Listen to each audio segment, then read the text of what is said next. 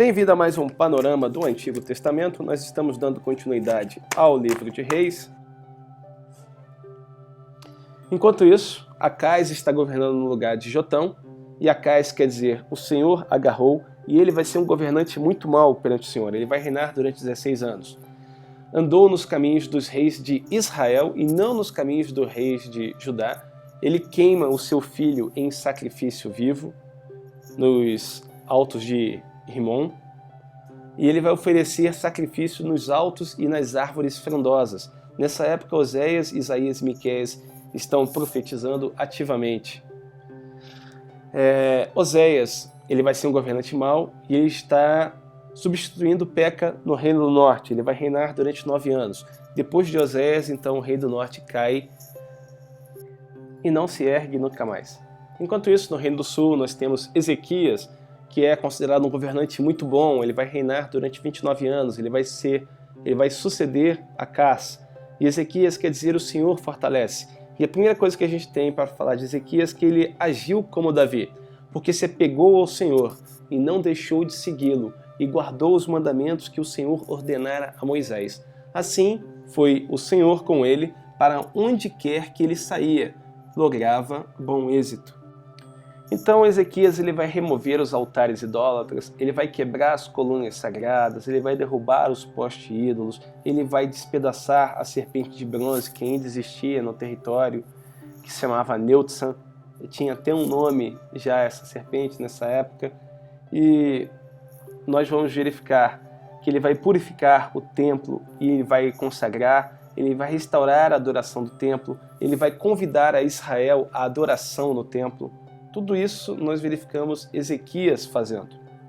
Enquanto isso, não exatamente no mesmo momento, mas o reino do norte está caindo, Samaria é sitiada, é tomada, Oséias é aprisionado. Ao final do seu reinado, o rei da Síria leva Israel em cativeiro, 2 Reis 17:6, e não houve retorno de Israel.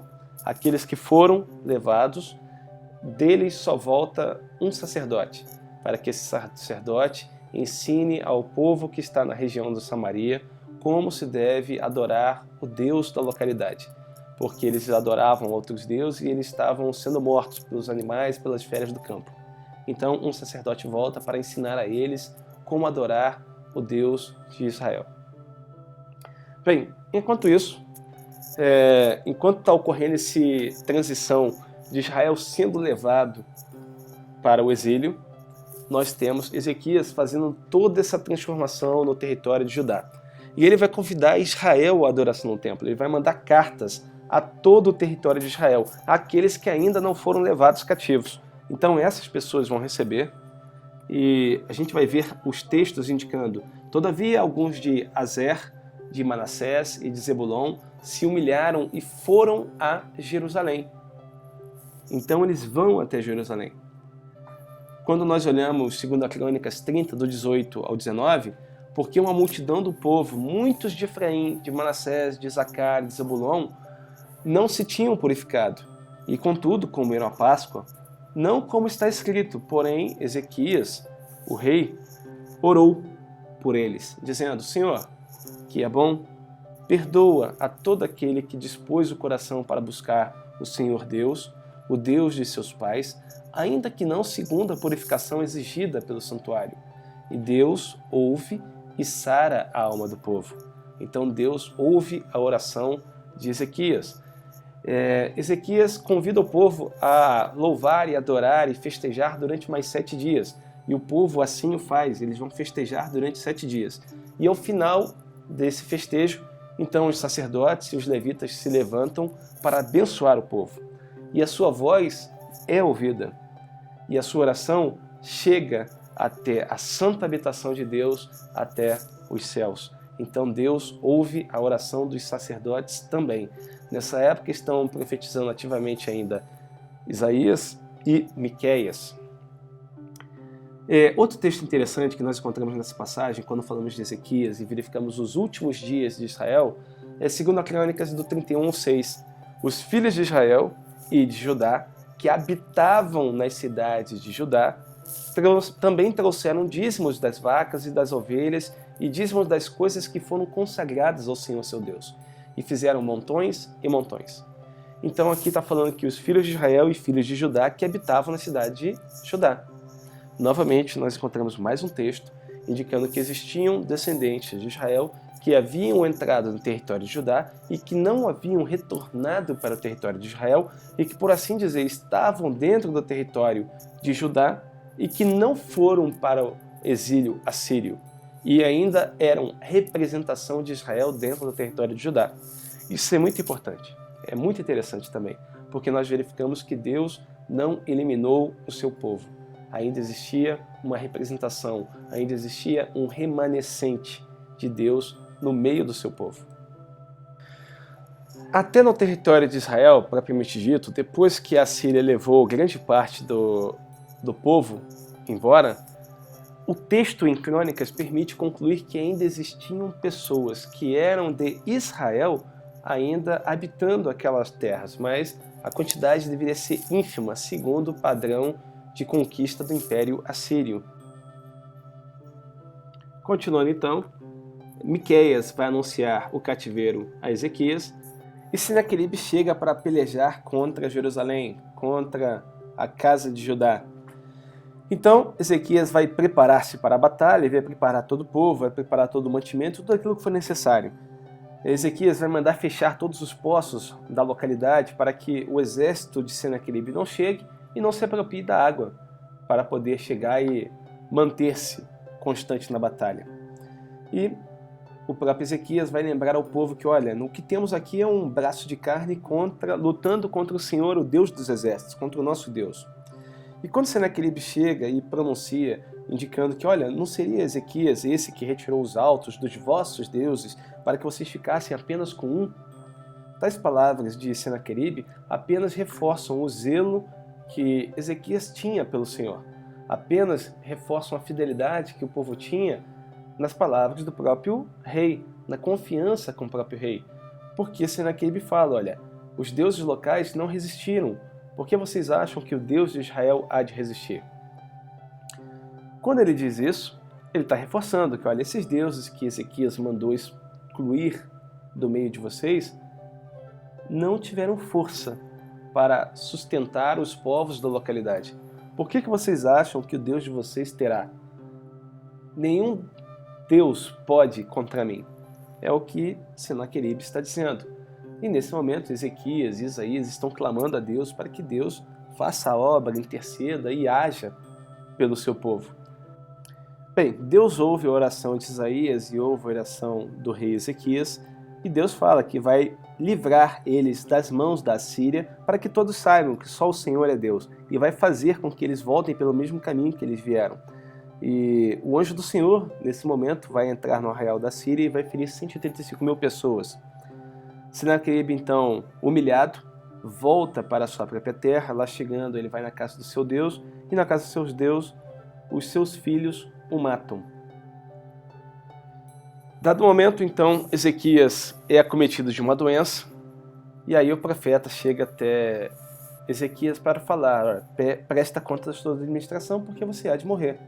Então Ezequias muito chora e muito implora, muito suplica ao Deus de Israel, indicando, olha, eu fui fiel com o Senhor. E Deus manda com que o profeta volte e o avise que o dará mais 15 anos. E Ezequias pergunta qual é o sinal de que essas coisas irão acontecer. E ele fala, olha, o relógio de Acais vai adiantar em 10 graus. Ele fala, não, que adiantar não. Se você puder, que faça o retroceder. Para que a retroceder é muito mais fácil. E assim foi feito.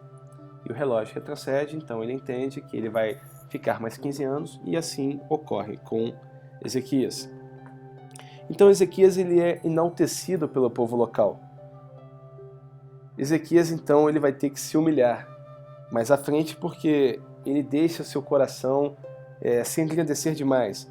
As suas cidades começam a ser edificadas, ele recebe presentes, riquezas, glórias e abundâncias de todos os povos. Os armazéns são criados, especiarias são distribuídas, escudos são feitos aos montes, estrebarias para todos os tipos de animais, ovelhas e vacas. As suas cidades são fortificadas uma a uma, e ele se orgulha. E nisso ele vai ter que ser abatido, a sua altivez, porque ele se acha acima daquilo que ele deveria se achar. Quando nós olhamos só para reis, nós verificamos que ele foi acometido de uma doença, logo depois disso vieram embaixadores, e esses embaixadores ele deu a conhecer tudo aquilo que ele possuía. Mas quando nós olhamos para o livro de Crônicas, nós verificamos que depois dessa batalha contra Senaqueribe, o seu coração se engrandece. As coisas começam a acontecer, o seu império começa a volumar, e ele começa a ficar um senhor conhecido nas extremidades da terra. E aí vem esses homens da Babilônia, o qual ele dá a conhecer tudo quanto possui. E eles voltam para a sua própria terra para indicar a Nabucodonosor que terra é aquela e tudo aquilo que aquele senhor possui. E isso vai fazer com que Nabucodonosor desvie os seus olhos para a região de Judá e queira conquistar. E por causa disso, o profeta vem dizer a Ezequias que Israel vai para o cativeiro, que Judá vai ao cativeiro, mas que não será nos seus dias ele gozará de paz, mas nos dias dos seus descendentes assim ocorrerá. E Ezequias diz, boa é essa palavra, e isso ele fala porque sabia que não aconteceria tais coisas na época em que ele mesmo governava Israel. No seu lugar vai sucedê-lo Manassés, e Manassés vai ser um governante muito mau aos olhos do Senhor, como nenhum homem da tribo de Israel o fora antes dele. E eu não estou nem citando Judá, estou citando Israel. Nessa época ainda está pregando Isaías. Isaías está pregando nesse período. Bem, Manassés vai reconstruir os altares idólatras, Manassés vai erguer altares a Baal, Manassés vai criar postes sagrados para Azera, Manassés vai inclinar-se diante dos exércitos celestiais, Manassés vai construir altares no templo do Senhor, no local onde não deveria ter máculas. Manassés vai construir altares dos exércitos celestiais nos pátios do templo do Senhor, maculando também os pátios. Manassés vai queimar o próprio filho, oferecendo nos altos de Imom. Vai praticar todo tipo de feitiçaria e adivinhação, vai recorrer a médiuns e a qualquer um que pudesse consultar espíritos, vai recorrer a agoureiros, a necromantes, a feiticeiros, a adivinhadores, a todos os tipos de homens ele vai recorrer. E isso vai fazer com que Deus se ire completamente contra Judá, como ele nunca se irou contra Israel. Eles fizeram pior do que as nações que estavam ao redor de Israel e que não conheciam o Deus de Israel. Essa é a situação. E Deus promete então entregar Jerusalém também por causa dos pecados de Manassés. É nessa época que Isaías é martirizado, na época do governo de Manassés. Além disso, Manassés derramou muitíssimo sangue inocente, até encher Jerusalém de um ao outro extremo, afora o seu pecado com que fez pecar a Judá, praticando o que era mal perante o Senhor. E por causa disso, então, Manassés ele vai ser levado cativo, pelo que o Senhor trouxe sobre eles os príncipes do exército do rei da Síria, os quais prenderam Manassés com ganchos, amarraram-no com cadeias e levaram à Babilônia. Ele, angustiado, suplicou deveras ao Senhor, seu Deus, e muito se humilhou perante o Deus de seus pais, fez-lhe oração, e Deus se tornou favorável para com ele, atendeu-lhe a súplica e fez voltar para Jerusalém, ao seu reino, e então reconheceu Manassés que o Senhor era Deus. Então a gente vê Manassés em dois momentos. No momento onde que ele fez a pior das atrocidades possíveis, e um segundo momento em que ele se arrepende verdadeiramente e se humilha perante Deus.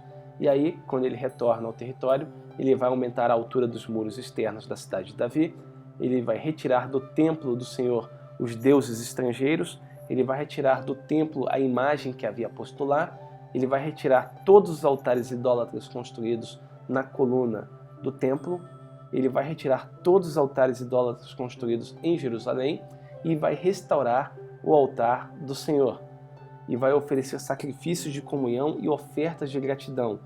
E vai ordenar a Judá que sirvam ao Senhor Deus de Israel, ao Deus dos exércitos. E no seu lugar vai reinar Amon, que foi muito mau e não fez o que seu pai fez. Ele imitou o seu pai em tudo quanto ele fizera contra o Senhor, mas nas coisas que seu pai fez a favor do Senhor, ele não imita o seu pai. Ao contrário de seu pai, ele não se humilha perante o Senhor. E ele morre nas mãos dos seus próprios oficiais que o matam. E no seu lugar vai reinar Josias. Josias era um governante muito bom e ele andou nos caminhos de Davi. E a gente tem o texto de 2 Reis 23, 25 que diz: antes dele não houve rei que lhe fosse semelhante e que se convertesse ao Senhor de todo o seu coração, de toda a sua alma e de todas as suas forças, segundo toda a lei de Moisés. E depois dele nunca se levantou outro igual. E isso o texto está falando de Josias. Nessa época estavam ativamente no ministério Naum, Jeremias e Sofonias. Então Josias ele era um rei muito bom. Ele vai purificar tanto Judá quanto Jerusalém. Ele vai derrubar todos os altares idólatras, os postes ídolos, as imagens esculpidas, os ídolos de metal e de fundição. Vai derrubar os altares de incenso. Ele vai queimar todos os altares que existentes na região de Manassés, Efraim, Simeão, até Naftali.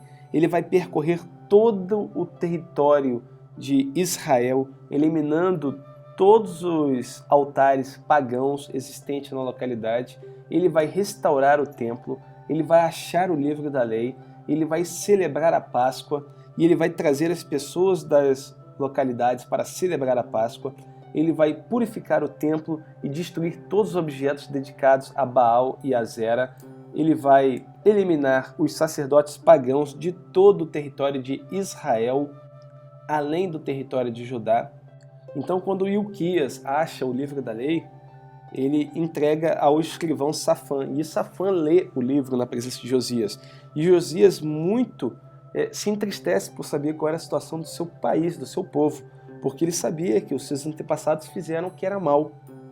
E Deus, quando ele pede para consultar a Deus, Deus responde, dizendo que trará todos os males a essa cidade e aos seus moradores conforme as maldições deste livro. Mas ao rei, por seu coração, Deus lhe dá a segurança de ser recolhido à casa dos seus pais em paz, gozando de paz nos seus dias. Ele não teria guerras para vencer, para batalhar sobre o seu próprio território. Josias então vai entrar nas terras de Israel e vai destruir os altares existentes naquela localidade. Ele vai sacrificar os cavalos dedicados ao sol, ele vai queimar as carruagens consagradas ao sol, ele vai profanar todos os altares pagãos a leste de Jerusalém, Astarote, Camus, Moloque, todos eles vão ser destruídos. Ele vai destruir o altar de Betel e vai queimar o santuário e reduzi-lo a pó. E quando a gente fala de destruir o altar de Betel, fatalmente a gente tem que lembrar daquele profeta que saiu da terra de Judá e foi até Betel e lá pregou contra o altar, dizendo que um descendente da casa de Judá, que se chamaria Josias, 400 anos depois, viria àquele local e destruiria aquela edificação. Então perguntou: que monumento é este que vejo? Responderam-lhe os homens da cidade: é a sepultura do homem de Deus que veio de Judá e apregou estas coisas que fizestes contra o altar de Betel. Continuando então, Josias eliminou os médiuns, destruiu todos os altares idólatras na terra de Israel, sacrificou todos os sacerdotes idólatras e tudo quanto mais fosse repugnante. Ele fez cumprir as exigências da lei que Ilquias, o sacerdote, havia descoberto no templo do Senhor, e todos que estavam em Israel foram obrigados a servir ao Senhor, seu Deus. Enquanto ele viveu, não se desviaram de seguir o Senhor, Deus de seus pais. Nem Judá, nem Benjamim, e nem todos aqueles que habitavam as terras de Israel. E Josias morre em luta contra o faraó Neco, porque Neco fala que ele tinha que ir contra o rei da Babilônia, mas Josias entra na batalha mesmo assim.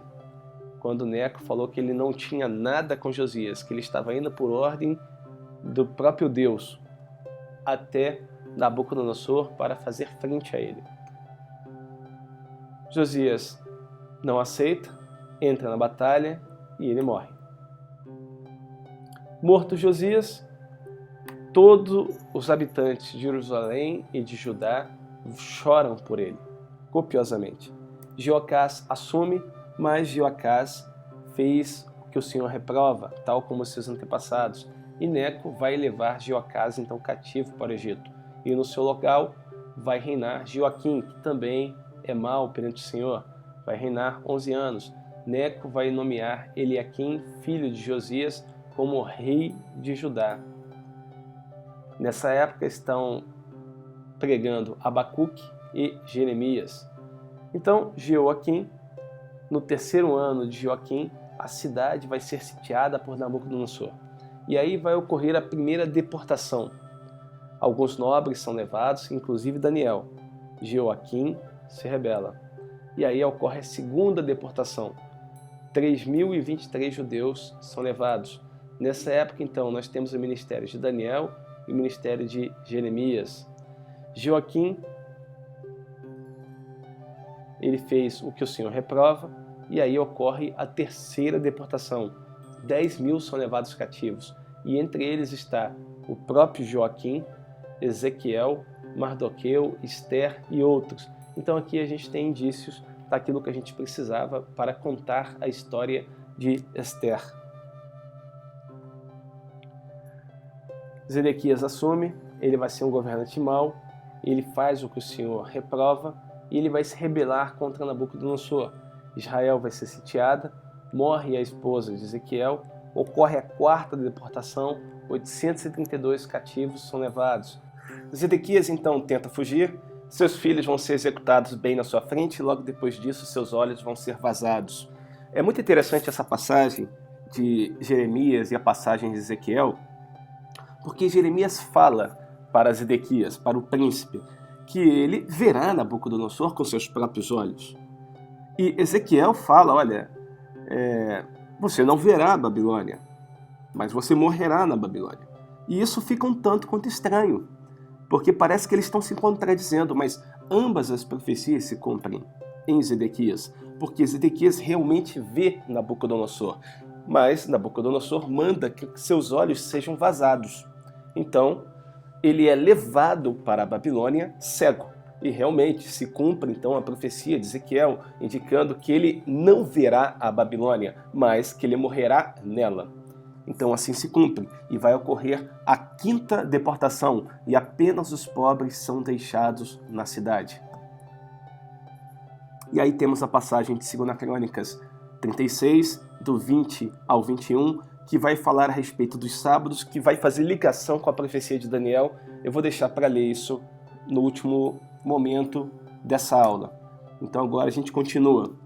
Zedequias, então, ele é mau perante o Senhor, vai ocorrer a sexta deportação, os sacerdotes, e aí inclusive Sofonias, vão para o cativeiro também, babilônico, e depois ocorre a sétima deportação, e 745 são levados cativos pela guarda imperial. Mais à frente, Nabucodonosor vai vir a morrer, e Evil-Merodach vai se tornar rei da Babilônia, e ele vai retirar Joaquim, que estava preso, vai libertá-lo, e Joaquim vai passar a comer à mesa do rei. E os textos vão indicar que ele encontrou benevolência da parte de Evil-Merodach. E por que isso é importante? Isso é importante porque indica que a luz da casa de Davi nunca se apagou. Ela foi mantida acesa, porque Joaquim foi retirado de um local onde ele estava preso, foi colocado de novo à mesa do rei, local onde que a família real, a família de Judá, deveria permanecer. E isso vai indicar o que vai acontecer com seu descendente, Zorobabel, que vai retornar do cativeiro e vai dar prosseguimento à linhagem de Davi quando eles voltarem dos 70 anos, o qual profetizou Jeremias. Agora sim, a gente pode ler os textos finais do versículo 21 até o 23. Para que se cumprisse a palavra do Senhor por boca de Jeremias, até que a terra se agradasse de seus sábados. Todos os dias da desolação repousou, até que os 70 anos se cumpriram. Porém, no primeiro ano de Ciro, rei da Pérsia, para que se cumprisse a palavra do Senhor por boca de Jeremias, despertou o Senhor o espírito de Ciro, rei da Pérsia, o qual fez passar pregão por todo o seu reino, como também por escrito, dizendo: assim diz Ciro, rei da Pérsia, o Senhor, Deus dos céus, me deu todos os reinos da terra e me encarregou de lhe edificar uma casa em Jerusalém, que está em Judá. Quem entre vós é de todo o seu povo, que suba, e o Senhor, seu Deus, seja com ele. Assim nós terminamos o livro de Crônicas, assim nós terminamos a história dos reis, com esperança para Israel, com esperança para Judá, falando que as profecias bíblicas nunca deixaram de falar, nunca deixaram de ressoar no tempo e no espaço, que Deus sempre foi verdadeiro, íntegro e leal com seu povo.